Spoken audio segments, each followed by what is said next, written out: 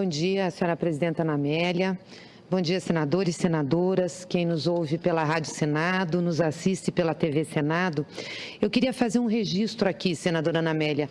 A gente tem tido várias manifestações sobre a economia brasileira de forma muito pessimista, que nós vivemos uma das piores crises da economia que nós já tivemos na nossa história, de que nós não temos solidez nos nossos pressupostos macroeconômicos, que a presidenta Dilma entregou uma economia cambaleante, que não tinha responsabilidade fiscal, enfim, sempre o pessimismo tomando conta, e eu não tenho dúvidas que foi essa leitura pessimista da economia que também colaborou muito para que a gente estivesse vivendo hoje esse processo de afastamento da presidenta Dilma.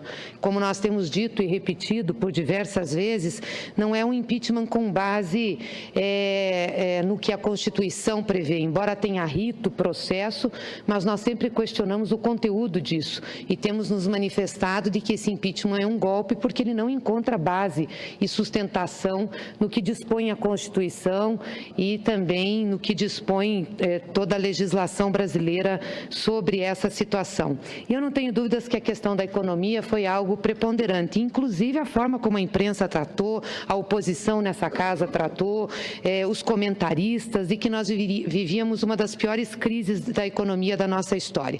Isso não é verdade. Verdade que temos uma crise econômica, verdade que temos uma crise política, mas nós não vivemos a pior crise da economia brasileira e nem o país está sem condições de se recuperar. E eu falo isso porque eu queria fazer um registro aqui nessa casa. Ontem, no jornal Folha de São Paulo, tivemos uma matéria em que o título é "Em meio à crise, livro sustenta otimismo com o Brasil".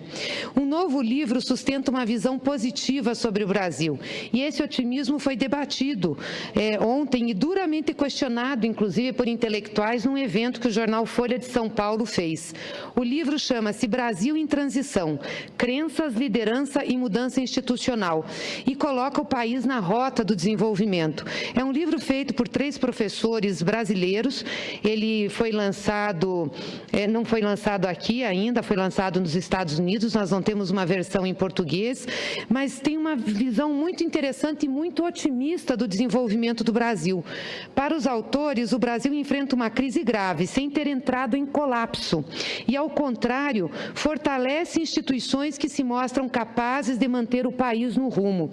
Eles defendem que não apenas o país está hoje melhor do que jamais esteve, como não há indícios de que em 15 anos não estará muito bem.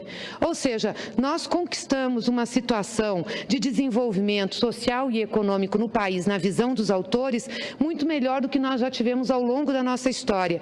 E isso nos remete a um futuro positivo.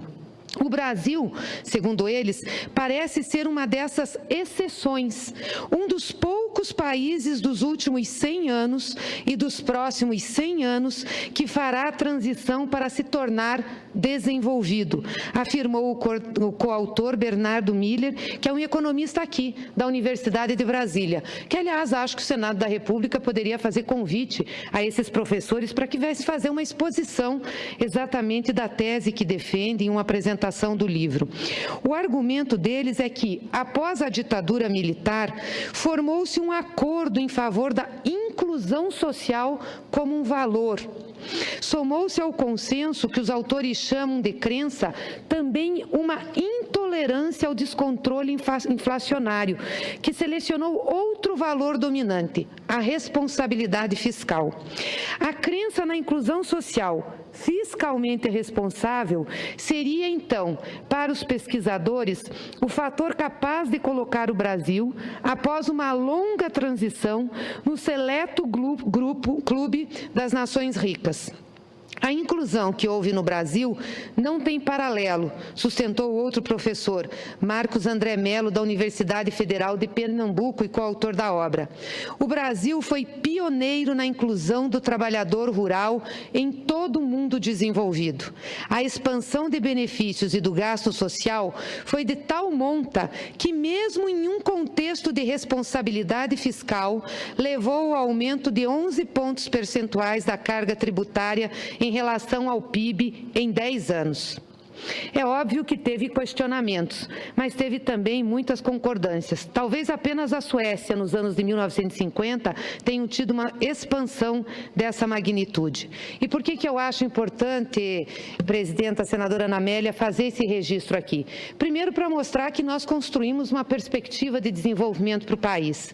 E não é pouca coisa eles afirmarem que o Brasil é um dos únicos países que vai ter condições de se tornar uma nação desenvolvida nos próximos anos, porque trabalhou com dois aspectos que são relevantes para o equilíbrio da economia: a inclusão social e a responsabilidade fiscal, ou seja, que sustenta hoje aquilo que nós chamamos de um desenvolvimento para que o país possa melhorar ao longo dos próximos anos.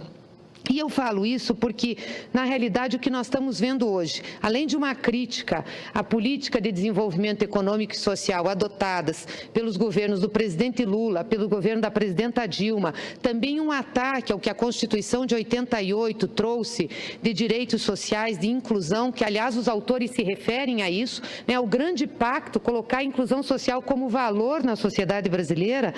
Nós vemos hoje um ataque a isso e uma descrença no país. E um discurso do governo interino de que tem que fazer ajustes para poder recuperar a economia, poder recuperar os pressupostos da base do desenvolvimento econômico, mas que na realidade, na prática, atacam os dois pilares de sustentação que os autores aqui falam que foi importante e fundamental para o desenvolvimento do Brasil. Atacam a responsabilidade fiscal e atacam a inclusão social.